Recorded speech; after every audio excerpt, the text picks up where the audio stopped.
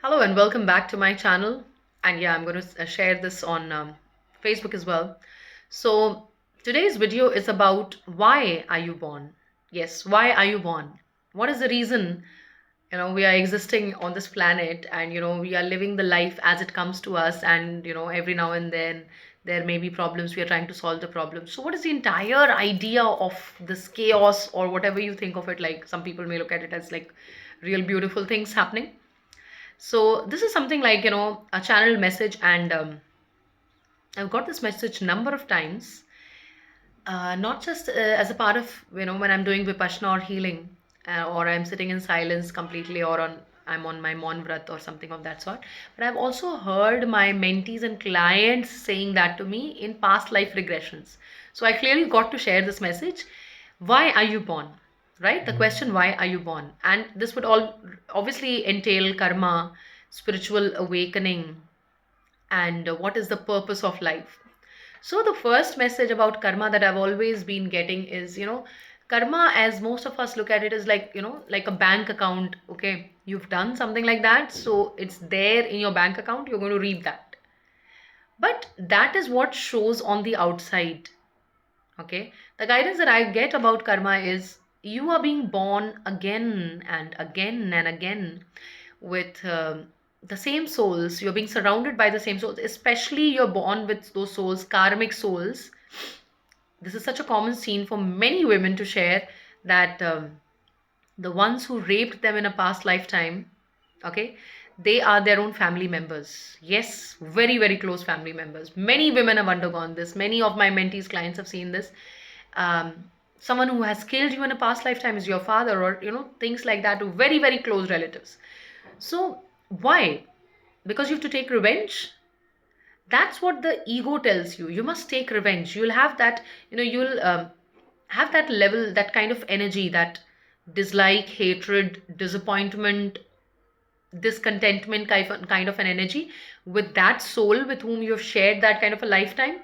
But I think the entire intention of karma, the guidance that I get is you being born again and again, and you've been, like, thrown to those people again and again, so that you learn to love every soul, because every soul is you, right? Everything that is outside you denotes something which is inside you, right? So the entire idea of saying something like, why did I have to land with this kind of a mother? And one woman saw that in a past lifetime her mother was actually, what do you call, a husband's uh, like second married woman or something like that. And then this woman has become the mother and is creating a big time of problem, big lump of problems since childhood. Why are these things happening? Because all these are parts of you. Like if you go according to the Big Bang theory and stuff, like how the universe got created, how the Advait theory, if you go according to that, like, God was one, there was one divine energy which got split into form, split in the sense that, so the multiple multifarious experiences that the divine is having through us, right? So we all are learning the entire idea of detachment. But before detachment, you will have to actually love. You will have to understand what is love. Now, love means to be able to understand the other person as they are, to be able to, have emotions for the person, positive emotions for the other person as they are.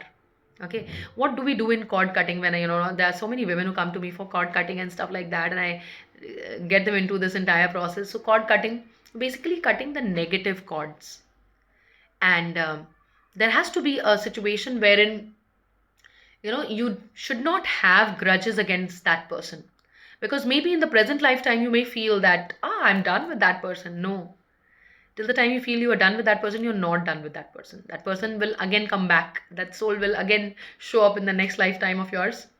So you need to detach yourself, but detachment will come only with real love, not with affection or more, right? There was a story in Dr. Brian Weiss's one of the books, I do not remember which one, wherein he's talking about, yes, I think only love is real, wherein he's talking about this woman, um, and she says that, I had a divorce, and when she goes to her past lifetime, she realizes that the person whom she divorced had killed her in a past lifetime. So he said that it's absolutely important that you cut the connections with that person, okay? Because if it was developing very negative, if you cut the connections and then you heal that relationship, obviously, then you're liable not to see that part of you anymore. Because what is it? If you are one of those people who is getting the same kind of mother-in-law, the same kind of boss, same kind of, so similar people are showing up in your life in different forms, like the ones who like try to control you or cheat you or things like that. It shows an aspect within you which needs to be healed, right? And when you heal that aspect of yours, you will stop seeing those kind of people. No, I'm not saying only on the basis of books that I've read or the mentors what they have told me. I have seen that happening in my own life. If I've solved a certain issue in my life, I've realized that why is this a pattern in my life. I've actually stopped looking, meeting those kind of people. So that is one thing that, karma, you really need to be in love with every aspect of yourself. Every aspect is like every other soul which is outside you. So when you have peace, of course, that's a very big project, but for the final outcome, you will have to start somewhere, right? So the entire idea is to be able to understand, heal, and move on. Okay, so that's the entire idea and intention of karma, I believe, as for the guidance I keep getting every now and then. And when you talk about spiritual awakening and the purpose of my life, many women come to me for tarot reading or for past life regressions or any kind of meditation healing, and becoming a coach in angel healing or reiki healing or whatever. So even through ho'oponopono, like I've seen many people wanting to know the life purpose. Now the trick in the life purpose is, so life purpose is the purpose of life, right? Like, why are you here on this planet? That will come to you only when you are in peace with your entire self. Till the time you hold grudges, you will not be able to attain anything. Frankly, in the past 5 years, I was deeply into healing, into meditations and stuff. I helped women to write books. I helped women to do public speaking. I helped women to become advanced angel healers and stuff like that. I also was an educator. But frankly, at that point of time, I felt that, I'm meant to be a spiritual healer. I really felt like that. I got so many people into their past lives and clear up their all the problems and, understand themselves better, have self knowledge. At that point of time, I was feeling that I'm meant to be a spiritual healer alone. No, but my life purpose is completely different. Okay, which I am totally headed towards now, and like focused headed. But it came with surrendering myself to healing and meditation. It came with trying to understand the main cause of why are all these things happening. How can I clean up this spiritual mess? Okay, spiritual mess in the sense that, let's say you get a wound. Let's say, you know, God forbid, I get a cut over here. Okay, what is the next thing I'm supposed to be doing? I should go to the doctor and get this tended, right? If I don't do that, what will happen to the cut? The blood will keep oozing out, depending on the how big the cut is. If it is a small cut, I'm sure it will get a clot on top of it, and it will heal by itself. Depends on, how much care I'm taking of it. If I don't take much care, then it will become much worse. And if it was a big cut, it will become worse and worse, and it can go to a situation where I may need to get rid of the hand or something of that sort. Now that is very tangible. It is right in front of you. You can see it. What about the spiritual mess? What about those hurt psychological issues which have happened in this lifetime and in the past lifetimes? We've not tended to those. We are not even talking about, the logical brain will not allow you to talk about those things. Past life, there are people who ask me, you think past lives exist? That's all the, my God, such a big yogi, and I would not want to name him, even though he has a lot of knowledge about other things. He manages to say that past life regression does not exist, and that's not, I would not prescribe it and stuff like that. And he makes fun of hypnosis by saying that they're asking you to imagine things, and then they're saying that it's your past life. We ask people to imagine things because that is to connect with the subconscious mind, to get connected with your imagination and intuition. And after that, we do not tell people anything.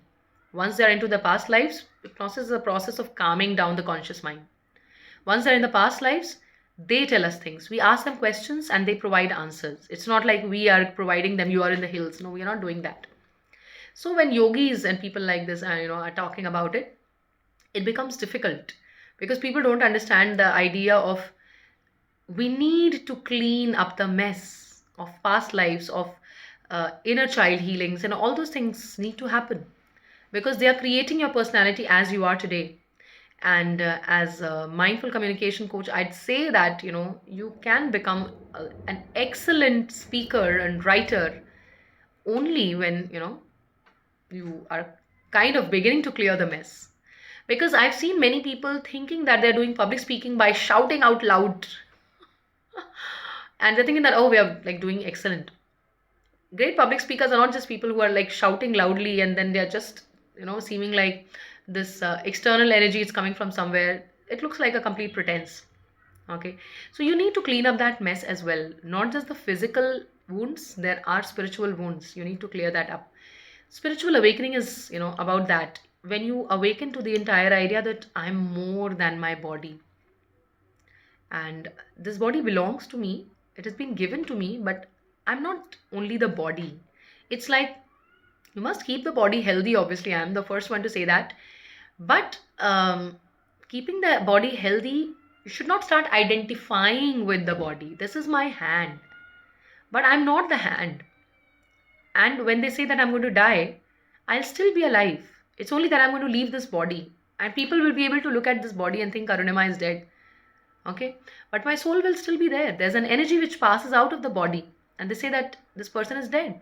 The person is dead, the soul is not. So spiritual awakening is about realizing all those things. And when spiritual awakening happens, it's a very painful process because frankly we were brought up on lies. The planet feeds you with lies, all kinds of lies and all kinds of wrong habits that we develop. Eat this kind of food, that kind of food. um, be on the technological devices for a very long time.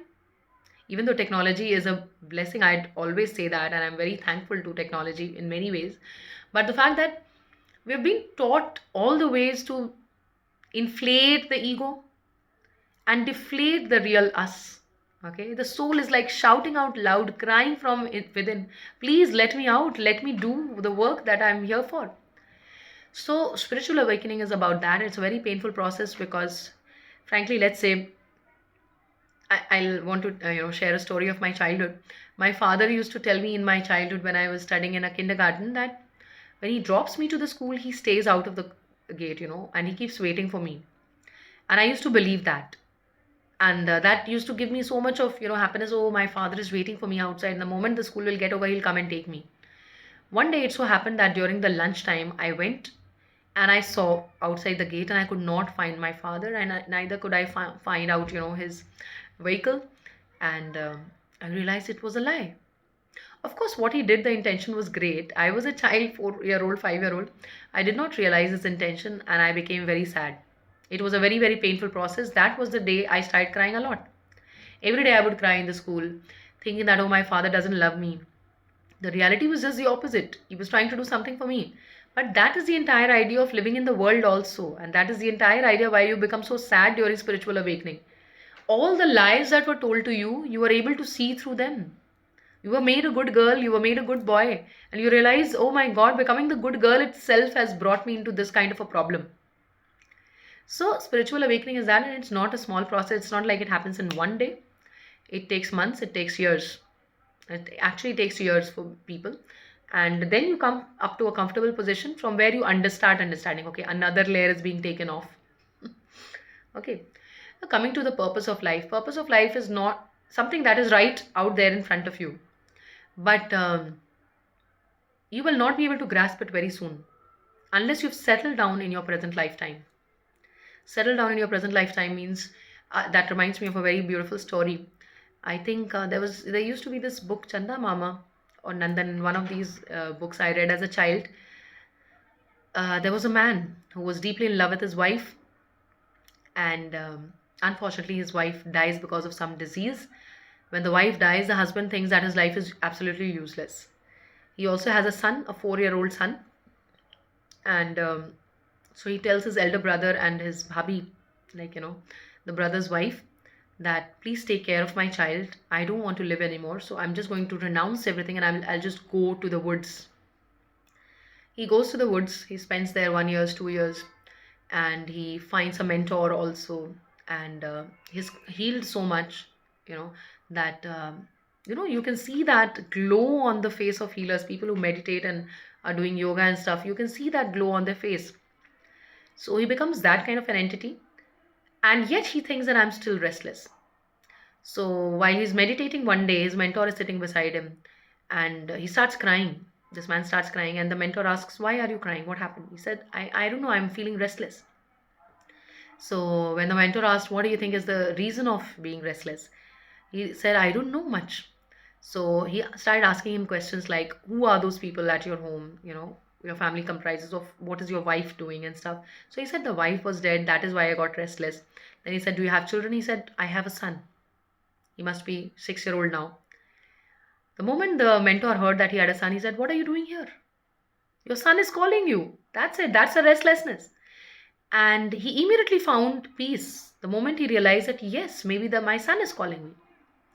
And he went back to his house. When he went back to his house, uh, at some, at a little distance, he saw that there was a lot of garbage and there was a child playing over there. And the child was like, he thought that, oh, some must be some beggar or something. When he looked at the child, he realized that the child was his. And so he got hold of the child. The child did not, understand who is this and stuff like that. 2 years he had been away from his father. And then he took the child to his elder brother and, his bhabhi. And when he goes to his elder brother, he sees that the elder brother, the wife, all of them are like well off. They're very well dressed. Their children are very well dressed, eating properly. And his son was being treated like this. Then he realized, why was he restless? So, spiritual awakening, you cannot leave the world like that. You cannot leave the world like that.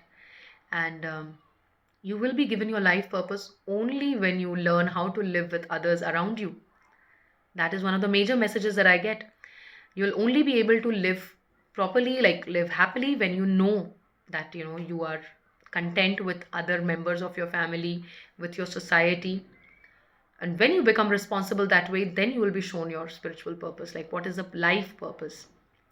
And I also feel like saying this, adding into this other major message, major chunk of message that I always get guidance of in my meditations is, people think that Gautam Buddha, of course, he is a great entity, Gautam Buddha, and I'm one of his biggest admirers.